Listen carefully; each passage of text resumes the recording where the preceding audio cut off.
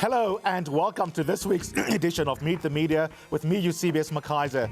One of the big stories this week, of course, is the story of the FeesMustFall protests.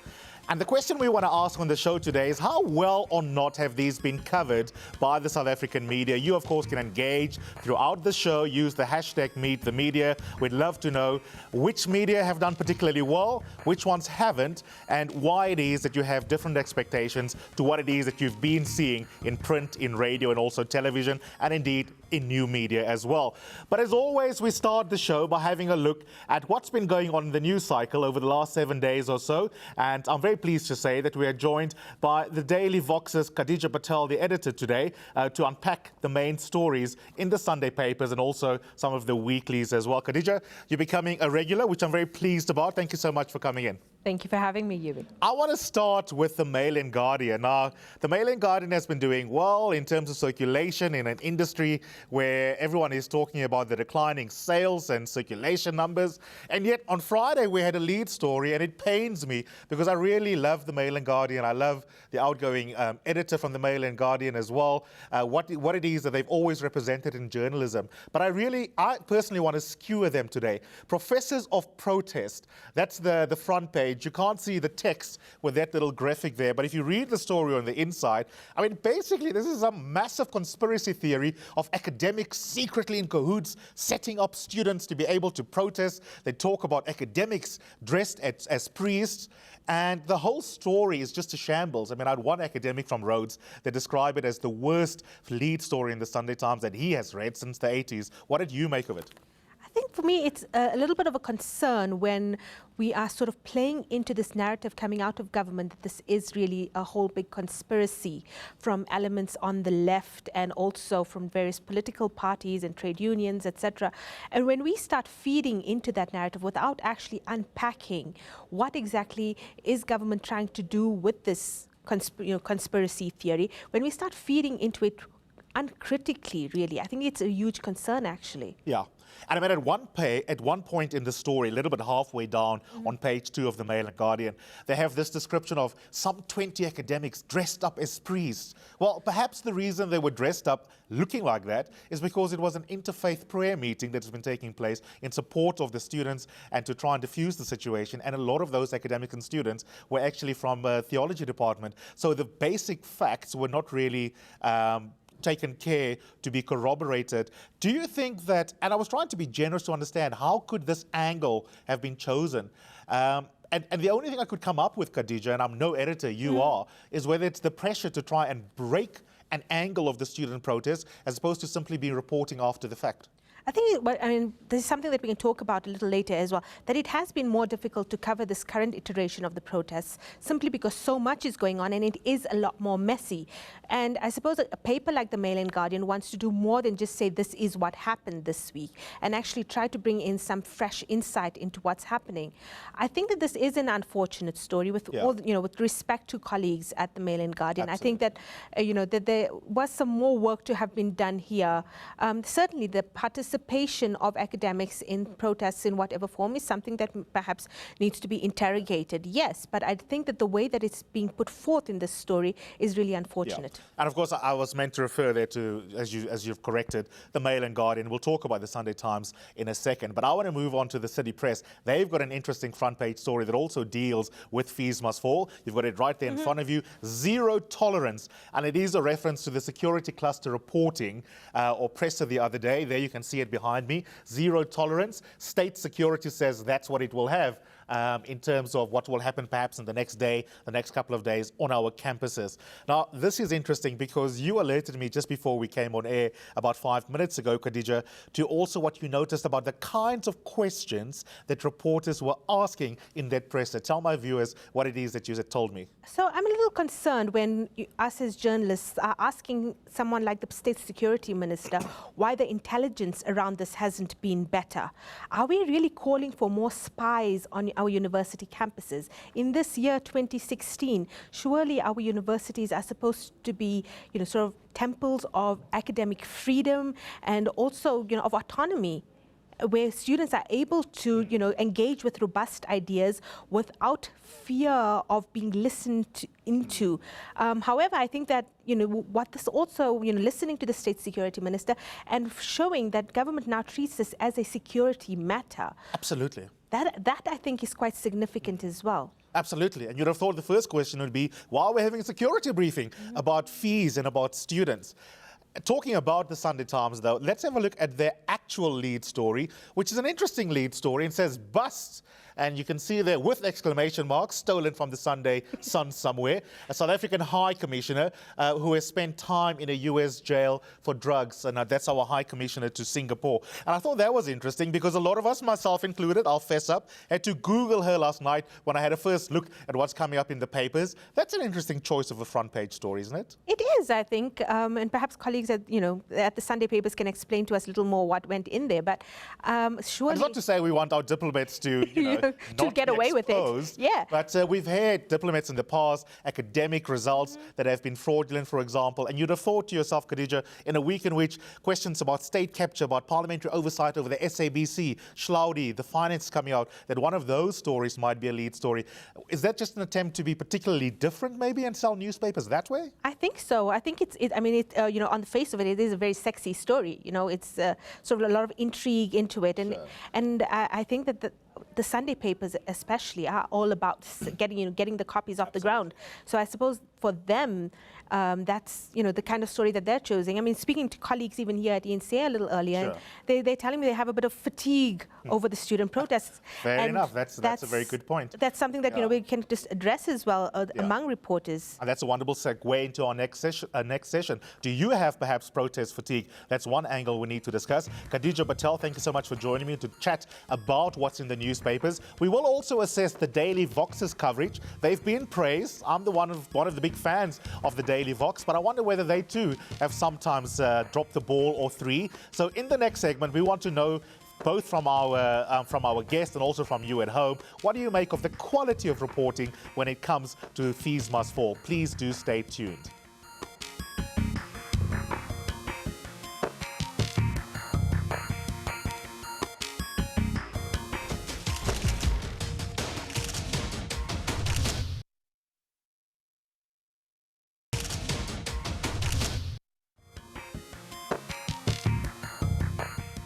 This is Meet the Media. Thank you so much for staying with us. And now let's talk about perhaps the most challenging news story in the South African landscape right now, the countrywide Fees Must Fall protests.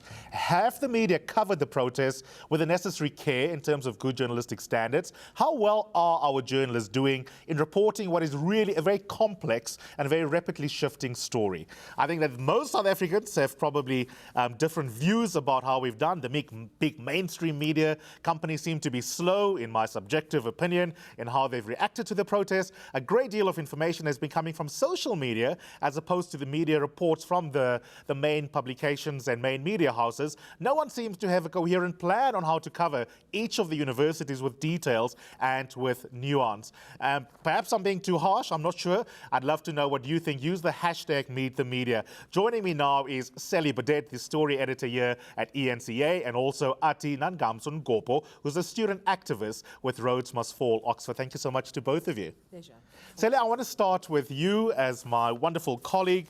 Sometimes it seems as if in the media, but perhaps we can keep it in-house for now, that we are very slow to get to the various campuses to report on them. Is there a bias towards some campuses over others? In particular, Wits, for example, gets a lot of coverage, maybe Rhodes, because you and I have a soft spot for Rhodes University, but we never get to Limpopo, we never get to Mpumalanga, we never get to KZN, or is that unfair? There's truth in it, in that I think our offices are located in the major centres around the country. So our main office is in Johannesburg, then Cape Town. We've got an office in Durban, PE, Bloemfontein. When I say a PE office, I'm basically talking about two people. Sure. University of Limpopo is an interesting one because you're right, and I think we need a bureau up there, and it's something we're urgently pushing for. It's a huge area, there's a lot of people there. When that story came through, and I don't know if you saw it on Twitter, there were reports, I think it was on Tuesday or Wednesday night, saying 3 students have been killed, and we are freaking out. It's 11 o'clock at night. Hashtag UL shutdown. We are completely worried. Yeah. We mobilized within 2 hours, an SNG truck, a reporter, a camera person, an engineer and a producer. They left Johannesburg at 1:30. They drove through the night to get to the University of Limpopo. They started reporting, I think, at 6 or 7 o'clock in the morning. That's the sort of logistical problem we have. Sure. We are reliant, and this is where social media is actually quite a blessing, but it's a curse when you realize that that information is not necessarily verified. In this case, it wasn't true that 3 students had died, thank goodness. We'd gone there to investigate. Sure. We were able to get some great stories anyway. Atena, so let me bring you in there, because I saw you positively nodding when I was asking Sally that first question. But now that she's explained to you the logistical and other challenges, particularly a commercial media enterprise like eNCA compared to, say, for example, the public broadcaster that has more resources, do you have more sympathy for her to not quite be on top of every single campus? Absolutely not. I think this is the second year running of FeesMustFall, and the shutdown is happening countrywide, and yet there are journalists basically camped at Wits campus, but nobody cares to go to the other campuses. I mean, in order for the media to hustle up and reach Limpopo and reach Mpumalanga or UKZN Pietermaritzburg, 3 students have to be dead. This is the angle that the media cares about. They don't care about what are the demands of the students over there, what are the particularities of what it is that students are trying to communicate in Limpopo, what are their issues. What they care about is, where is the fire, where is the killings, where is the violence, and that's precisely how it is that they portray students to the public. That, like, unless there is a fire burning or there are people who have died there, we're not really concerned about what is happening on the campuses, what the message students are coming across with, and how it is that we tease out the nuances from campus to campus. That's not what they're affected by. In fact, they're happy to park I want Sally to respond to you on that particular point, because there is something, and I hate to say this, but let's be honest, in the media, there's something particularly easy winning, easy pickings, something sexy about visuals that just show all the violence that happens. But where's the backstory, for example, on the road story? So with roads, now that's another excellent example of our resource crunch that we have. Our reporter in the Eastern Cape, Sandy McCowan, based in Port Elizabeth, we'd made a decision to send her down to Fort Hare because we wanted to get the backstory of Fort Hare, and there was a big moment coming up on Wednesday the 28th. I think it took 6 or 7 hours. There were major roadworks on the way. She finally got there, started reporting, and then roads happened. So we had to do that entire story remotely. But what we've done, right, and we've just shown our viewers there the footage, and I don't think we needed to, because we've been playing at eNCA on a loop. So I'm thinking to myself, if I'm sitting at home, right, and I'm a viewer, forget about what Atena Gamso wants us to do, which I think is important, the greater detail, the substantive issues that decolonization is about. But even just as a news item on its own, I still don't know, by watching eNCA, who were these police? Who dispatched them?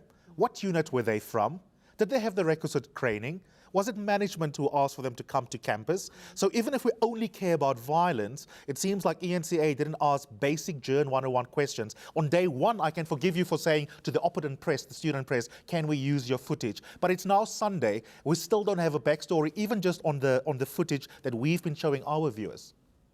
Well, we had to get Sandy back from Alice first, Eusebius. This is the thing. Some stuff can be done remotely. You can do a lot of interviews, and we've strived to get the student leaders on. I mean, our reportage covers the student leaders. We give them a voice, and that's the great thing about television. We're not writing opinion columns. We have had people who are leading these student movements across the country, either on the telephone or on Skype, as much as we possibly can. To get a story like that means, right, so if something's happening on this campus or that campus, you're playing a difficult game of where to place your resources in any given moment. We could send Sandy to Grahamstown. We might find the police are not going to talk to us. That might take a couple of days to realise, by which stage she's missed the NMMU story. So you see, there is a difficult game to play. I do think you're right, though. I think there is a bias around what happens in urban centres. And that bias comes from within us. It's something we challenge ourselves. I mean, I'm not sitting here as the decision maker. Mapia Mtlangu's my manager. She's the head of the channel. Ragini Archer's head of assignments. And we sit, and there's a whole group of us, and we challenge each other, saying, come on, guys, we've got to get to the University of Zululand. It's been going on for a while now. We need to explore those issues. I want to bring you in here. I mean, in many ways, of course, also, social media have enabled students to have a voice. I think platforms like Daily Voice, who introduced us to Periscope last year, have done particularly well. Are you worried about the overall narrative, or do you take some comfort in the fact that there's something of a democratic equalizer in a time of social media and new media platforms? And in many ways, what we should also be celebrating in today's show is, for example, the quality of bottom-up reporting that we have seen. The student voices that Sally's talking about, they certainly haven't been subverted, even if they haven't always been heard, say, on eNCA or in The Star or even on SABC. I recognize that platform and I appreciate it greatly because it is sometimes the only way through which we get to understand what it is that students are going through on campuses, what workers are going through on these campuses. But unfortunately, the public that we're appealing to for support, the public that students want to know, the moms and dads who just see gunfire and burning libraries, are the ones who are calling their children back and moving them away from the space. They're not on Twitter, they're not on Facebook. And I think the media, particularly TV, newspapers, know exactly what that's about, which is why when they have to choose between campuses, etc., they go towards the campuses that are important to them to appeal to a particular demographic that is afflicted when they see VITs in crisis, because that's their alma mater. And the message that the media is subliminally sending is that, well, people that care about previously black universities, people who are in those spaces, can feel free to move on with their lives, because what's important is what's happening on the Great Hall stairs with like 200 academics, as opposed to the many students who have been denied bail several times at UKZN, or the many students who are still arrested at Fort Hare. Okay, we're going to leave it there. And of course, on our digital platforms, you can engage with us.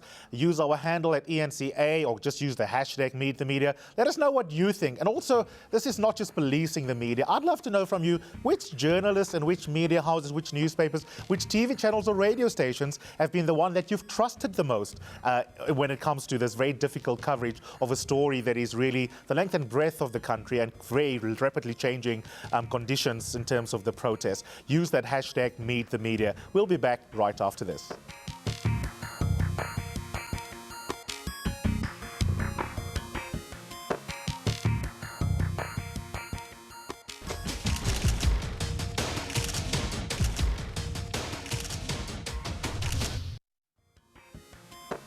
Thank you so much for staying with us here on Meet the Media. And of course, this is a very complicated issue. No doubt we're going to have another installment of the show focusing on Fees Must Fall. That said, thank you so much for all your tweets using the hashtag Meet the Media. Atina Gamso is still with me, and we've brought Khadija back. Khadija Patel is, of course, an editor with the Daily Vox. Khadija, I want to start with some of the interaction from our viewers via Twitter.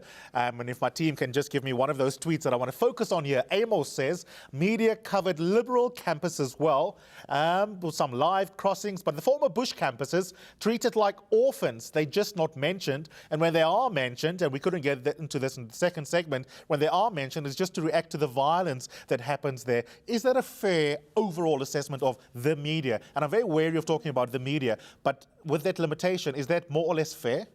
I think that, I mean, as you know, as Sally spoke earlier, there definitely is a bias towards urban centres in our media generally, not just when it comes to student protests, but just generally. We don't get the stories out from more rural areas or even outside of Joburg and Cape Town. That is a criticism that I think that all of us in the media need to reflect on more deeply.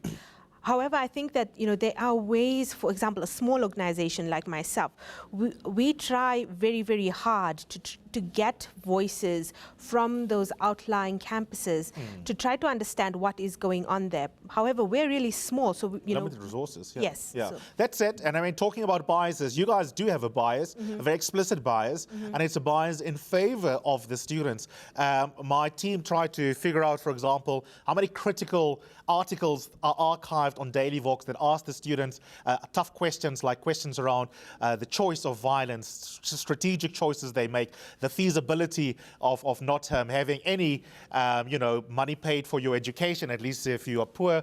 And we find that there were only about 4 or 5 articles we could get to, and you've got tons, hundreds of articles on your website. Do you own the fact that you have such a bias? We do own our bias. We do own the bias. We own our bias is one that is related to the legitimacy of this call by students about the unaffordability of education in South Africa. That is the, that is the bias we're ready and, very explicitly have expressed in an editorial, for example. I want to bring you in here, though. It must be lovely to have an editor next to you who's not going to ask you hard questions about romanticizing violence. When do you use violence? What's going to happen the day after violence has been used? About the costing. So as much as it was, I think, very cogent of you to evaluate the mainstream media, in the, if I can get you to not literally take off your duke and just play devil's advocate, surely also you recognize as an academic how important it is for students to have critical questions asked of them, right? And while Daily Vox has done well, perhaps to balance out the mainstream media, on the other hand, I think you guys sometimes have also had an easy ride on some platforms.